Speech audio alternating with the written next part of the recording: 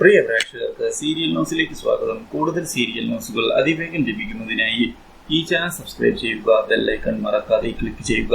Video ഇഷ്ടമായി എങ്കിൽ like ചെയ്യാൻ മറക്കരുത്.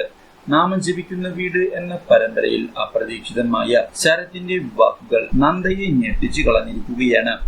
ശരത് കാര്യങ്ങളെല്ലാം തുറന്നു പറഞ്ഞതിനെ തുടർന്ന് എന്തായാലും ഇനി ഈ സ്ഥിതിയിൽ മുന്നോട്ട് പോകാൻ തനിക്ക് ബുദ്ധിമുട്ടുണ്ട് എന്ന് വ്യക്തമാക്കുന്ന നന്ദ ശരത്തിന്റെ കൂടെ കിടക്കാൻ തയ്യാറാകാതെ മാറിക്കിടക്കുന്നു.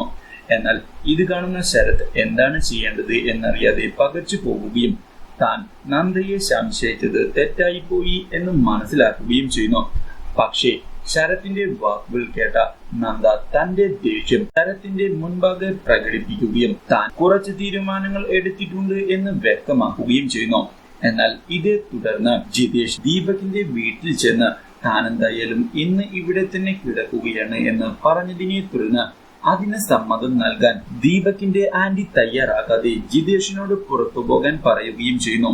ഇതേ തുടർന്ന് നിരാശയോടെ ജിതേഷ് വീട്ടിലെത്തിയതിനെ തുടർന്ന് എന്തിനാണ് ജിതേഷ് മദ്യപിച്ചത് എന്ന് ജിതേഷിന്റെ അമ്മ ചോദിക്കുന്നു.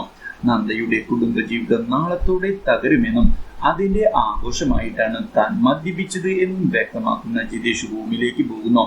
കാര്യങ്ങളെല്ലാം ഉടൻ തന്നെ ജിതേഷിന്റെ അമ്മ തന്റെ അമ്മയെ വിളിച്ച് അറിയിച്ചതിനെ തുടർന്ന് കാര്യങ്ങളെല്ലാം അവൻ ചെയ്തിട്ടുണ്ട് എന്നാണ് താൻ മനസ്സിലാക്കിയത് എന്നും പക്ഷേ എന്താണ് ചെയ്തത് എന്നുള്ള കാര്യം തനിക്ക് മനസ്സിലായില്ല എന്നുള്ള കാര്യവും അവർ വ്യക്തമാക്കുകയും എന്തായാലും നാളെ കൂടി വെയിറ്റ് ചെയ്യാമെന്ന് പറയുകയും ചെയ്യുന്നു.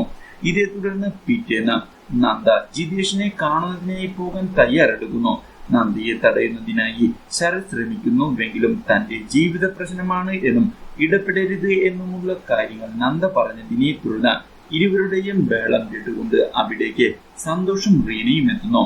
അവരിൽ നിന്ന് രക്ഷപ്പെടുന്നതിനു വേണ്ടി നന്ദയ്ക്ക് തലചുറ്റലാണ് എന്നുള്ള കാര്യം വ്യക്തമാക്കുന്ന ശരത് അവളെയും കൊണ്ട് പുറത്തു പോവുകയാണ് എന്ന് പറയുകയും ഒരുമിച്ച് ജിതേഷിന്റെ വീട്ടിലേക്ക് പോകാമെന്ന് അറിയിക്കുകയും ചെയ്യുന്നു. പക്ഷേ റീന സന്തോഷിനോട് അവർ തമ്മിൽ പ്രശ്നങ്ങൾ നടക്കുന്നുണ്ട് എന്നും നമ്മൾ അറിയാതിരിക്കുന്നതിനു വേണ്ടിയാണ് അങ്ങനെയൊക്കെ പറഞ്ഞത് എന്ന് വ്യക്തമാക്കുകയും ഈ പ്രശ്നങ്ങളുടെ അവരുടെ കുടുംബജീവിതം തകരുമെന്നും അതോടെ രാധാവർമ്മയുടെ പണമെല്ലാം നമ്മുടെ കൈകളിലേക്ക് വന്നെത്തുമെന്ന് ആശ്വസിക്കുകയും ചെയ്യുന്നു. എന്നാൽ ഇതേ സമയം രവിവർമ്മ രാധയുടെ മൊബൈൽ ഫോൺ പരിശോധിക്കുകയും സംശയകരമായ 2 നമ്പർ തന്റെ സുഹൃത്തിന് അയച്ചു കൊടുത്തതിനു ശേഷം ഇതേപ്പറ്റി അന്വേഷിക്കണം എന്ന് വ്യക്തമാക്കുകയും ചെയ്യുന്നു. Do like, share and subscribe.